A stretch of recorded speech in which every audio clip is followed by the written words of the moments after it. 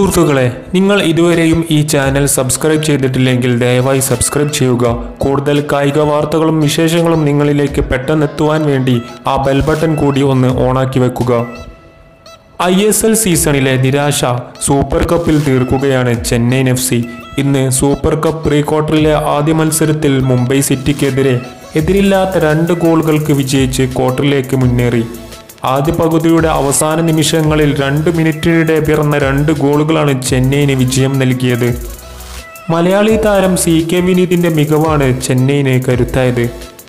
ആകെ ഒരു വിദേശ താരവുമായി കളിക്കാൻ വന്ന മുംബൈ സിറ്റിക്ക് ISLലെ മികവ് ഇന്ന് കാണിക്കാനായില്ല.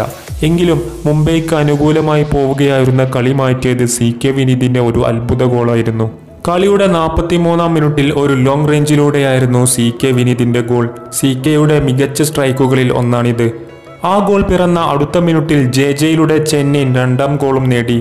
ആ അറ്റാക്കിലും CK വലിയ പങ്കുവഹിച്ചിരുന്നു.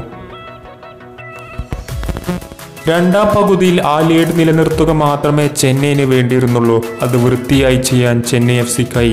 കാര്യമായ ആക്രമണങ്ങൾ നടത്താൻ ഒന്നും മുംബൈക്കായിട്ടില്ല. ക്വാർട്ടറിൽ നോർത്ത് ഈസ്റ്റിനെയോ നെരോക്ക FCയെയോ ആകും ചെന്നൈയിൻ FC നേരിടുക. മലയാളി ആരാധകർക്ക് ഒരുപാട് സന്തോഷം പകരുന്ന വാർത്തയാണിത്. കാരണം നിലവിൽ ചെന്നൈ FCയിൽ എത്തുന്നതിന് മുമ്പ് കേരള ബ്ലാസ്റ്റേഴ്സിന് വേണ്ടി കളിച്ചിരുന്ന താരമായിരുന്നു CK വിനീത്. മോശം ഫോം കാരണമാണ് അദ്ദേഹം വേറൊരു ടീമിലേക്ക് പോയത്.